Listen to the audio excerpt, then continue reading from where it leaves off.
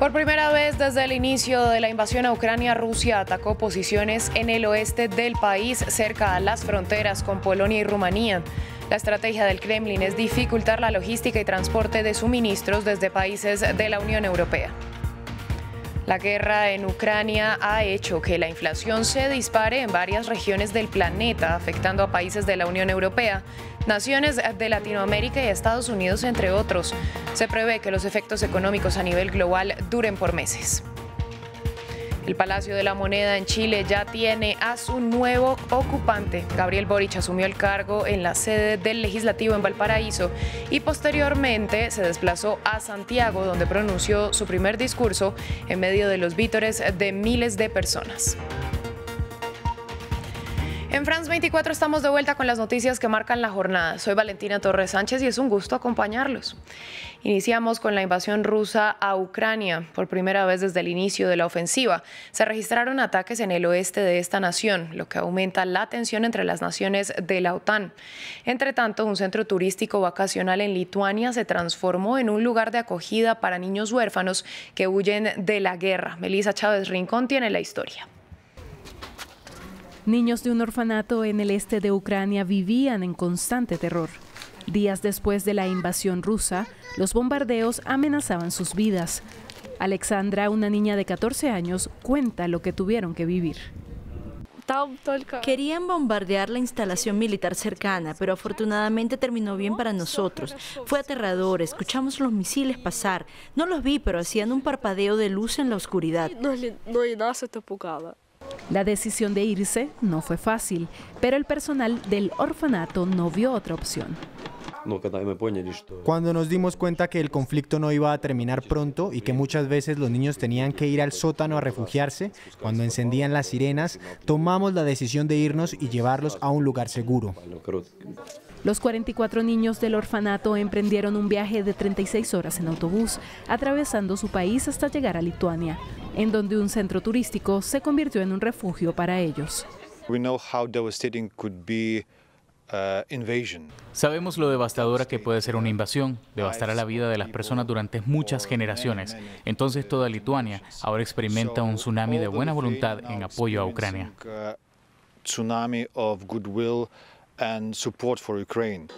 Ahora la preocupación de las autoridades locales es ofrecerles educación y la mejor atención. Queremos preparar a la comunidad escolar para que sepa cómo tratarlos y aceptarlos. Queremos resolverlo para que los niños se sientan cómodos y seguros. Desde el 24 de febrero, cuando inició el conflicto, 2.5 millones de personas, entre ellos 1 millón de niños, han huido del país buscando seguridad y protección.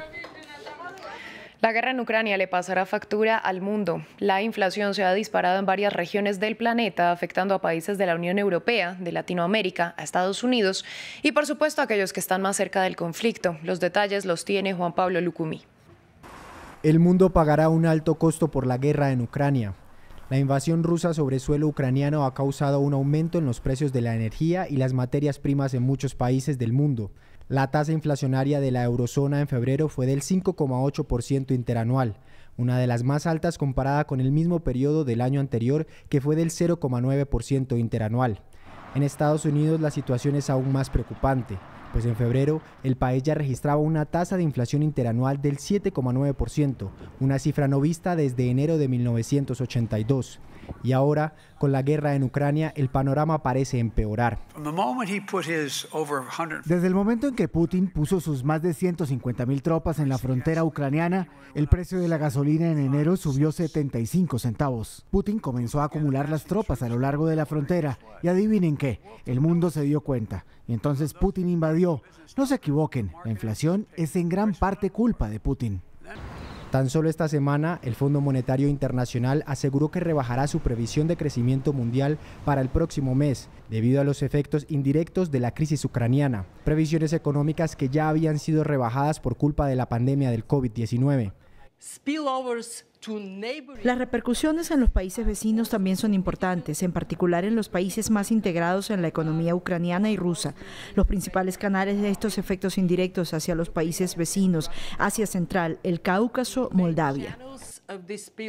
Según el organismo, las repercusiones económicas de la crisis ucraniana se verán de manera evidente en 3 puntos claves. El aumento de los precios de las materias primas, el impacto sobre los ingresos, el impacto sobre las condiciones financieras y la confianza empresarial. Y mientras las sanciones contra Rusia aumentan, Putin ha advertido que si Occidente se sigue entrometiendo en sus objetivos, habrá consecuencias para los mercados mundiales. Ya muchos ciudadanos de los países afectados se preguntan qué van a hacer sus gobiernos con la constante alza de precios, sobre todo cuando buscan cortar los lazos con Rusia, un país que suministra energía a varios de ellos.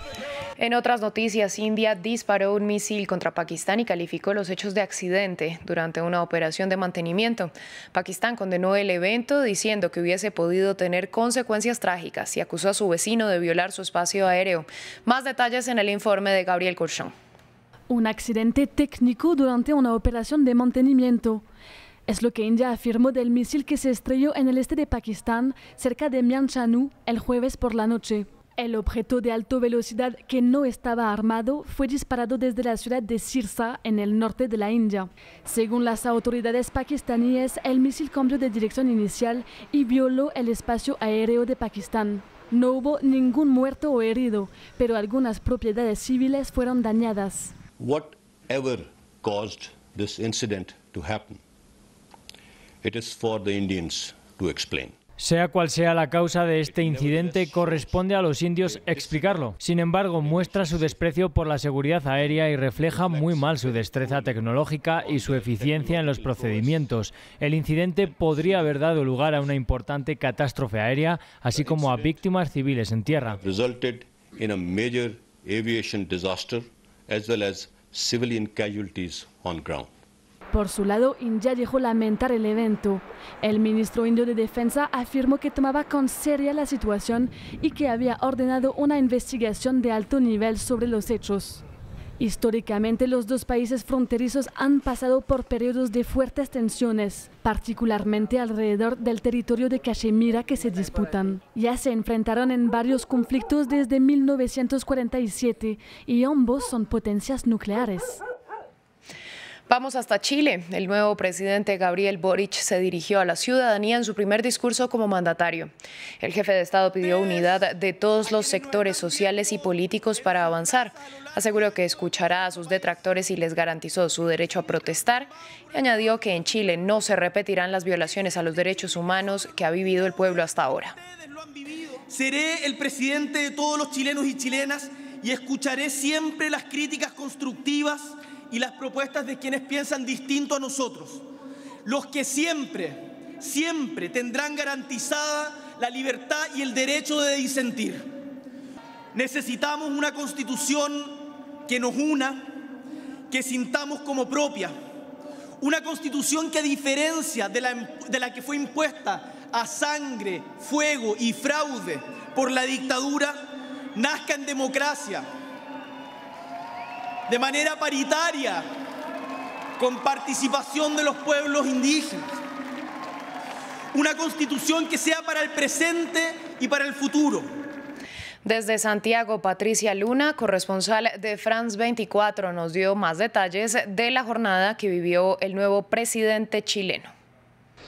Fue una jornada llena de simbolismo, llena de momentos emotivos. El cambio de mando fue especialmente diferente a otros que habíamos visto. Era el octavo desde 1990. Vimos a un presidente que llegó sin corbata. Muchos de sus ministros también lo hicieron en un gesto muy simbólico para este acto protocolar.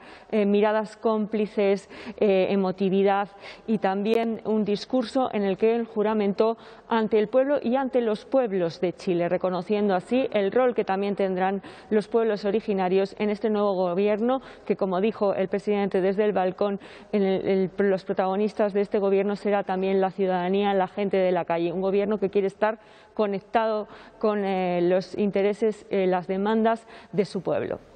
Finalizamos con algunas de las imágenes que nos dejó la jornada de posesión de Gabriel Boric Font, el presidente más joven en la historia de Chile. Con estas imágenes nos despedimos. A ustedes les agradecemos su sintonía. Continúen con nosotros en France 24.